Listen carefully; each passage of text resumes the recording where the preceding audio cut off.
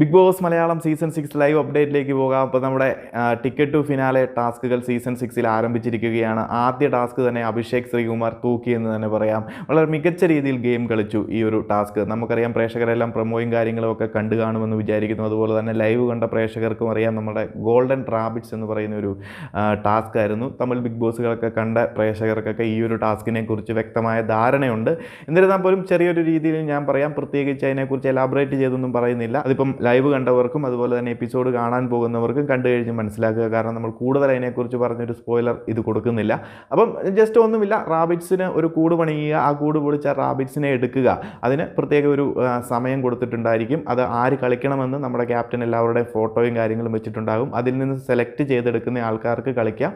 ഈ പറയുന്ന സമയത്തിനുള്ളിൽ ഈ റാബിറ്റ്സിനുണ്ടാക്കിയിരിക്കുന്ന കൂട് പൊളിച്ച് ഈ റാബിറ്റ്സിനെ സ്വന്തമാക്കുക എന്നതാണ് ഗെയിം. പറയുന്ന സമയത്തിനുള്ളിൽ തിരിച്ച് ഇവർക്ക് പറയുന്ന സ്ഥലത്ത് എത്തുക. അതാണ് ഇതിൻ്റെ ഒരു ഷോർട്ടായിട്ടുള്ള ഒരു വെർഷൻ. അപ്പം ഇതിനകത്ത് സ്ട്രെങ്ത്, അതുപോലെ തന്നെ സ്മാർട്ട് വർക്ക്, അതുപോലെ തന്നെ നമുക്ക് ഭാഗ്യം കൂടെ വേണം. ലക്ക് നല്ല രീതിയിൽ വേണ്ട ഒരു ഗെയിം തന്നെയാണ്.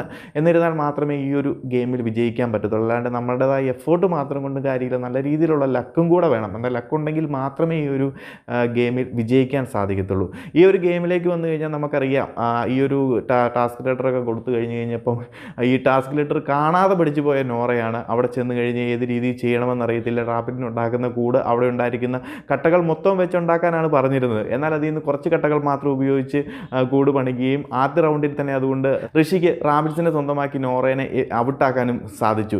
അതുപോലെ തന്നെ നമുക്ക് പറയുന്ന കാര്യം, ഈ ഒരു ഗെയിമിലേക്ക് വന്നു കഴിഞ്ഞാൽ ഋഷി, ജിൻഡോ, അഭിഷേകൊക്കെ വളരെ മനോഹരമായിട്ടുള്ളതുണ്ടെങ്കിൽ വളരെ വൃത്തിയായിട്ട് ആ ഒരു ഗെയിം കളിച്ചു. ഇനി ഈ ഒരു ടാസ്കിലേക്ക് വന്നു കഴിഞ്ഞാൽ നമ്മുടെ ജിൻഡോ, ഋഷി, അഭിഷേകൊക്കെ വളരെ മികച്ച രീതിയിൽ തന്നെ ടാസ്ക് ചെയ്തു. തമിഴ് ബിഗ് ബോസിലൊക്കെ നല്ല മികച്ച അഭിപ്രായം നേടിയൊരു ടാസ്ക് കൂടിയാണ് ഈ ഗോൾഡൻ റാബിറ്റ്സ് എന്ന് പറയുന്നത്.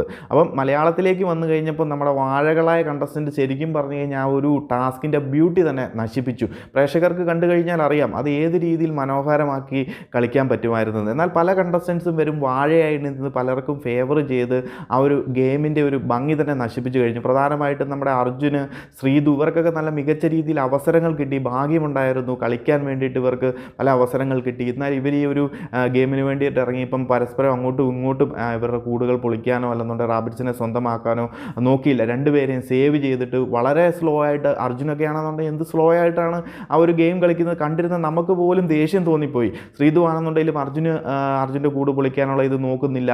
അപ്പം ശരിക്കും പറഞ്ഞു കഴിഞ്ഞാൽ വെറുതെ അവരവർക്ക് ഫേവർ ചെയ്ത് കളിക്കുകയാണ്. ഗെയിം വന്നു കഴിഞ്ഞാൽ അവർ അതിൻ്റെ ആദായ ഒരു അന്തസ്സായിട്ട് പ്രേക്ഷകർക്ക് അത് കണ്ടിരിക്കാൻ തോന്നുന്ന രീതിയിൽ മികച്ച രീതിയിൽ കളിക്കാൻ തോന്നണം.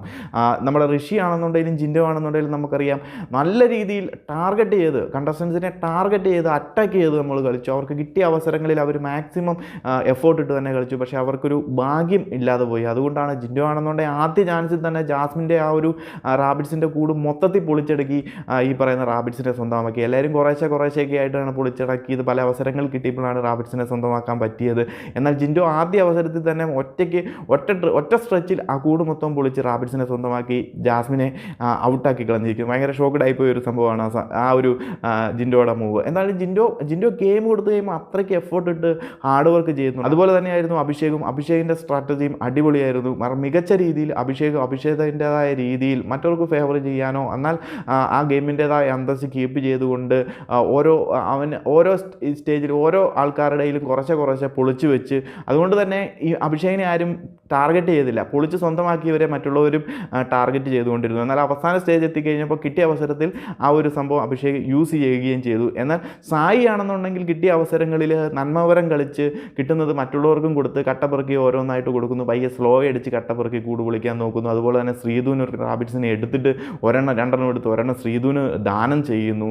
എന്തൊക്കെയാണ് സായി കാണിച്ചു കൂട്ടുന്നത്? പ്രേക്ഷകരെന്ത് ഇതൊക്കെ കണ്ട് ഭയങ്കര ദാനശീലനാണ്, അല്ലെങ്കിൽ നന്മവരം കളിച്ച് കഴിഞ്ഞാൽ വോട്ട് കൊടുക്കുമെന്ന് കരുതിയിട്ടാണ് സായി ഇങ്ങനെ കളിക്കുന്നത്?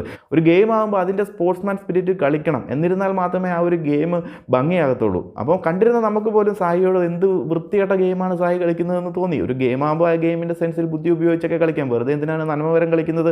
താല്പര്യമില്ലെന്നുണ്ടെങ്കിൽ ക്വിറ്റ് ചെയ്ത് പോകണം. അല്ലാണ്ട് മറ്റുള്ളവർക്കും കൂടെ ബുദ്ധിമുട്ടായി അവിടെ നിൽക്കരുത്. എന്നിരുന്നാലും ഈ പറയുന്ന സായി ആണെന്നുണ്ടെങ്കിൽ ഫിസിക്കൽ കണ്ടീഷനൊക്കെ അത്ര ബോറായിരുന്നിട്ട് കൂടി അത്ര മികച്ച രീതിയിലെത്തി. കുറച്ചുകൂടെ മികച്ച രീതിയിൽ ഗെയിം കളിക്കാമായിരുന്നു. ലാസ്റ്റ് സ്റ്റേജിലേക്ക് നമ്മുടെ ഈ പറയുന്ന അഭിഷേകും സായിയാണ് എത്തിയത്. അപ്പം അഭിഷേകിന് സായിയുടെ കൂട് പൊളിക്കാനും അതുപോലെ തന്നെ സായിക്ക് അഭിഷേകിൻ്റെ കൂട് പൊളിക്കാനുമുള്ള ഒരു ഇതാണ്. ആ ഒരു സ്റ്റേജിൽ വന്നപ്പോൾ സായിക്ക് മനസ്സിലായി അഭിഷേക് തന്നെയാണ് ജയിക്കാൻ പോകുന്നത്. കുറച്ച് പേരൊക്കെ പറയുന്നുണ്ട് സായി അഭിഷേകിന് വിട്ടുകൊടുത്തു എന്ന്. അവിടെ എന്ത് വിട്ടുകൊടുക്കാൻ, അവിടെ പ്രത്യേകിച്ച് വിട്ടുകൊടുക്കാനൊന്നുമില്ല. അഭിഷേക് അത്ര മികച്ച രീതിയിലാണ് കളിച്ചുകൊണ്ടിരിക്കുന്നത്. അഭിഷേക് കളിച്ച് തന്നെയാണ് അവിടെ എത്തിയത്. അതുപോലെ തന്നെ സായി അഭിഷേകുമായിട്ട് കോമ്പറ്റ് ചെയ്ത് കഴിഞ്ഞ് കഴിഞ്ഞാൽ സായിക്ക് തോക്കുമെന്നുള്ള വ്യക്തമായ ധാരണ ഉള്ളതുകൊണ്ട് തന്നെ മറ്റുള്ളവർക്കുള്ളിലേക്ക് ഞാൻ വിട്ടുകൊടുത്തു എന്നുള്ള ഒരു സംഭവം വരുത്തി തീർക്കാൻ വേണ്ടിയിട്ട് പയ്യെ സ്ലോ ആക്കിയിട്ട് അഭിഷേക് പടപെടാന്ന് കാര്യങ്ങൾ പൊളിച്ചു മാറ്റി റാബിറ്റ്സിനെ സ്വന്തമാക്കി വിജയിച്ചു. അത് സായി വിട്ടുകൊടുത്തില്ലെങ്കിലും അഭിഷേകിൻ്റെ ആ സ്ട്രെങ്തും ആ ഒരു സ്പോർട്സ്മാൻ സ്പിരിറ്റിൽ എല്ലാ കാര്യങ്ങളും അഭിഷേക് തന്നെ വളരെ സ്പീഡി ആയിട്ട് തന്നെ ചെയ്യും. സായിക്ക് അത്രയ്ക്ക് അഭിഷേകിൻ്റെ ഒപ്പം ഒന്നും പിടിച്ചു നിൽക്കാൻ പറ്റത്തില്ല. പറ്റുമായിരുന്നെങ്കിൽ അത് കാണിക്കണമായിരുന്നു. അല്ലാണ്ട് നമുക്ക് വിട്ടുകൊടുത്തു എന്നുള്ള ഒരു ഇത് കാണിച്ചിട്ട് കാര്യമില്ല. ശരിക്കും അത് വിട്ടുകൊടുത്തു എന്നല്ല, നന്മവരം കളിച്ചത് തന്നെയാണ്. പ്രേക്ഷകർക്കിടയിലേക്ക് ഞാൻ വിട്ടുകൊടുത്തു, എനിക്ക് ടിക്കറ്റ് ടു ഫിനാലെ ഒന്നും താല്പര്യമില്ല, പിന്നെ എന്തിനാണ് കളിക്കുന്നത്. എന്തായാലും സായി, അർജുൻ, ശ്രീതു ഇവരൊന്നും ആ ഒരു ഗെയിമിനോട് നീതി പുലർത്തിയില്ല. വെറുതെ അവസരങ്ങൾ കിട്ടിയിട്ട് പോലും നശിപ്പിച്ചു. എന്നാൽ അഭിഷേക്, ഋഷി, ജിൻഡോ ഒക്കെ മികച്ച രീതിയിൽ ഗെയിം കളിച്ചു. ബാക്കി കുറച്ച് പേർക്ക് ഇതിനുള്ള അവസരങ്ങൾ കിട്ടിയില്ല. ആദ്യ റൗണ്ടിലോ അല്ലെന്നുണ്ടെങ്കിൽ പിന്നീടുള്ള സ്റ്റേജുകളിലും പല സ്റ്റേജുകളായിട്ട് ഔട്ടായിപ്പോയി, അല്ലെങ്കിൽ ഭാഗ്യം തുണച്ചില്ല. എന്നിരുന്നാലും അവസരങ്ങൾ കിട്ടിയ നമ്മുടെ അഭിഷേക്, ജിൻഡോ, ഋഷിയൊക്കെ മികച്ച രീതിയിൽ തന്നെ ഗെയിം കളിച്ചു. ഈ ഒരു ഗെയിമിൽ ജയിച്ചിരിക്കുന്നത് നമ്മുടെ അഭിഷേകാണ്. 3 പോയിൻറ്റ്സ് ആദ്യ ടിക്കറ്റ് ടു ഫിനാലെ റൗണ്ടിൽ തന്നെ 3 പോയിൻറ്റ്സ് നേടി അഭിഷേക് വന്നിട്ടുണ്ട്. പിന്നെ 2 പോയിൻറ്റ്സുമായി സായി. അവരുടെ ആ ഒരു ഗെയിമിനോടുള്ള അപ്രോച്ച് തന്നെയാണ്, വേറെ ചതിയും വഞ്ചനയൊന്നുമില്ല.